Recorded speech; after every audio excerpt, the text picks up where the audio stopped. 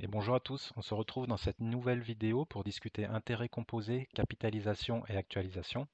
J'étais en train de préparer la prochaine vidéo pour calculer la performance d'un portefeuille en utilisant la méthode de taux de rendement interne, mais il y a beaucoup de choses à expliquer, du coup je préfère faire deux vidéos différentes.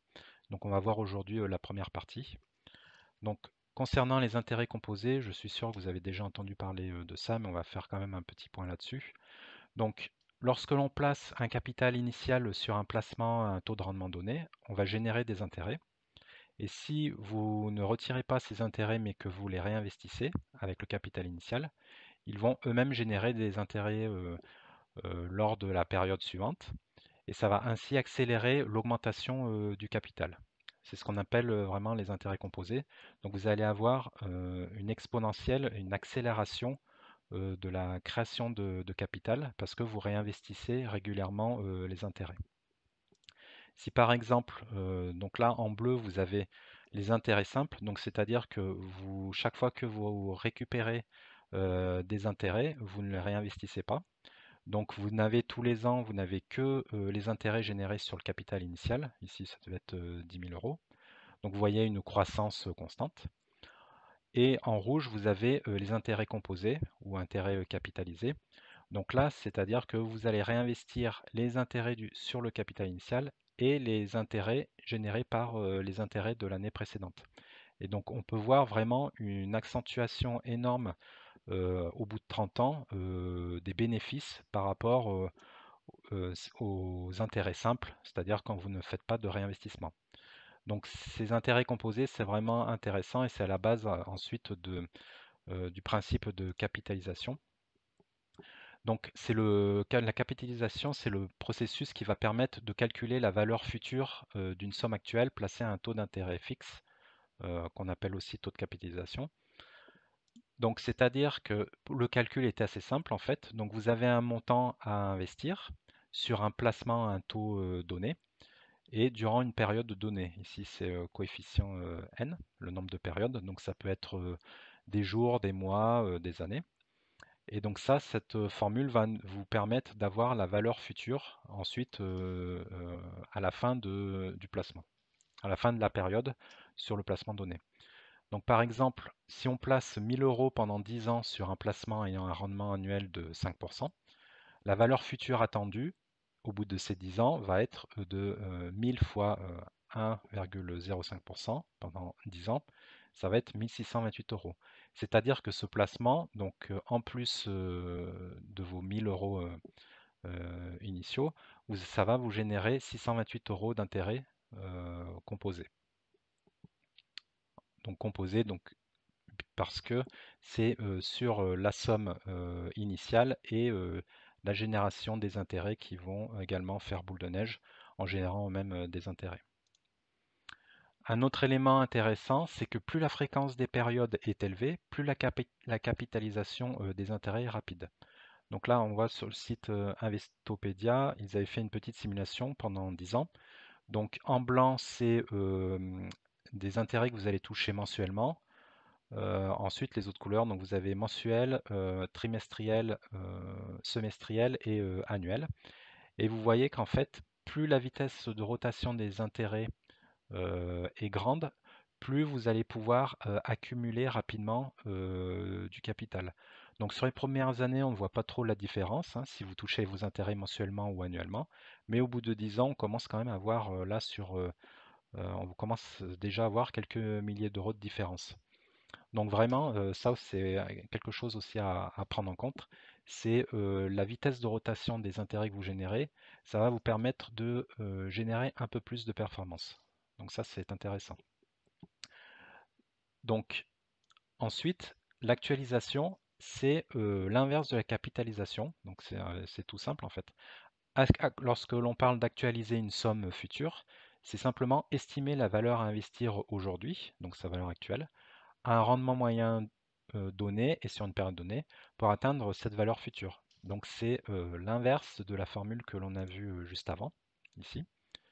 Donc pour calculer la valeur actuelle, c'est simplement la valeur future divisée par le taux et avec la période n donnée. Donc par exemple, quel est le montant qu'il faut-il pour atteindre un montant final de 1000 euros dans 10 ans qui aurait été placé à un rendement de 5%. Donc là, on voit pour 1000 euros, ça va être au bout de 10 ans. En fait, il faut investir 614 euros pour pouvoir ensuite capitaliser ces 614 euros pendant 10 ans et atteindre la valeur, le montant final qui nous intéresse. Donc la capitalisation et actualisation, ça représente en fait le même phénomène. Ça va être le prix du temps sur votre investissement. Donc dans un sens ou dans l'autre, hein, donc de la valeur actuelle à la valeur future, c'est le principe de capitalisation. Et la valeur future à la valeur actuelle, c'est le principe d'actualisation. Et donc en fait, une somme actuelle de 614 euros placée à 5% pendant 10 ans, c'est équivalent à sa valeur future de 1000 euros. Donc ici, pour l'exemple, on n'a pas pris en compte l'inflation, hein.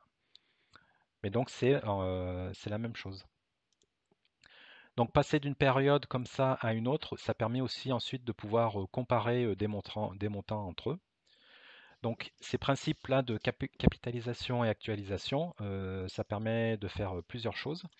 Par exemple, ça va permettre de prévoir et de comparer la performance que l'on peut attendre de différents investissements, et ça va permettre de pouvoir les comparer entre eux. Puisque si on sait que je vais placer 1000 euros sur un investissement à 10% pendant, je ne sais pas, 10, 20 ou 30 ans, on peut déjà prévoir quels intérêts et quel capital on aura à la fin de cette période. Ça permet également d'évaluer la valorisation d'une action par rapport à son prix actuel. Donc ça, c'est ce qu'on appelle la méthode DCF. Donc c'est l'actualisation des flux de trésorerie. Je vais essayer de faire une vidéo sur cette méthode qui permet de calculer le prix juste d'une action. Et enfin, ces principes, ça permet de calculer le taux de rendement interne de son portefeuille. Donc ça, c'est le sujet de la prochaine vidéo. Donc on va voir maintenant un exemple sur Google Sheets pour montrer un peu comment ça fonctionne. Bien, on se retrouve dans Google Sheets où j'ai préparé un petit exemple. Donc là, on va regarder la capitalisation de 10 000 euros placée pendant 30 ans à un rendement, par exemple, avec un taux d'intérêt de 10% par an. Donc, voilà. Donc on va d'abord regarder avec les intérêts simples. Donc la première année, qu'est-ce qui se passe? Donc ça va être le montant précédent plus 10% du capital initial. Donc là, je vais rajouter $ parce que cette valeur va être fixe hein, avec les intérêts simples. À chaque année, c'est uniquement les intérêts sur le capital initial hein, que l'on va avoir. Donc ici, ça va être 1000 euros. Voilà, donc la première année, à la fin de l'année, évidemment, on va avoir 10 000 euros plus les 1000 euros d'intérêt. Et au bout de 30 ans, voilà, on va avoir donc les 10 000 euros plus 30, finalement 30 fois 1000 euros par an. Donc on arrive à 40 000 euros. Donc maintenant, avec les intérêts composés, c'est-à-dire que l'on va réinvestir chaque année les intérêts qui ont été générés les années précédentes. Donc ici, ça va être la valeur initiale multipliée par plus la valeur précédente, plus les intérêts générés de l'année précédente. Donc c'est le montant précédent multiplié par le rendement. Donc là, je fais manuellement. Après, juste après, on va vérifier qu'on obtient la même chose en utilisant la formule pour avoir directement la valeur future avec la période voulue. Mais là, je fais manuellement, c'est pour vous montrer qu'on obtient la même chose. Voilà. Donc on déroule sur les années. Et donc là, avec les intérêts, si on réinvestit pendant 30 ans les intérêts que l'on a générés, vous voyez qu'on arrive à presque 175 000 euros. Par rapport aux intérêts simples, ça fait une énorme différence. Parce que là, en fait, chaque année, donc on va prendre la valeur de l'année précédente et on va calculer les intérêts sur le montant complet de l'année précédente, donc avec les intérêts qui ont été générés. Donc on voit vraiment l'impact des intérêts composés. Donc là, si on prend maintenant la formule directement. Donc, si on veut, à partir d'un montant initial, qui est ici nos 10 000 euros, on multiplie par 1 plus le taux du placement. Voilà. On place ça sur une période de 30 ans. Voilà. Et donc là, j'ai oublié quelque chose.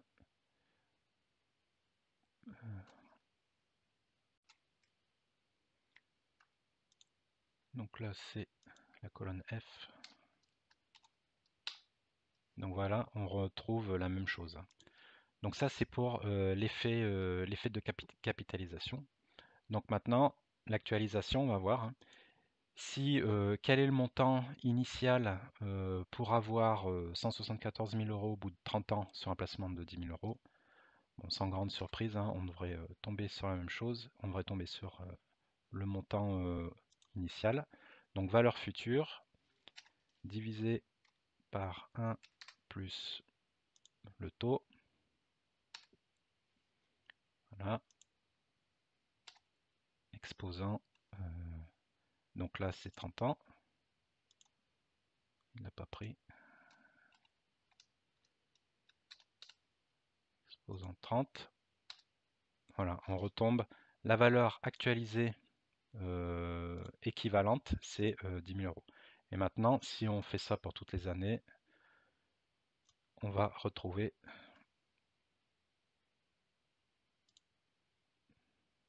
Alors, il faut il faut bloquer ici. Voilà. Sinon, ça va pas marcher. Voilà. Et on retrouve toujours notre valeur initiale comme prévu. Voilà, j'espère que cette vidéo vous a plu. Donc la prochaine vidéo, on va voir le calcul de la performance en utilisant le taux de rendement interne qui utilise le principe de la valeur actualisée. Voilà, à bientôt.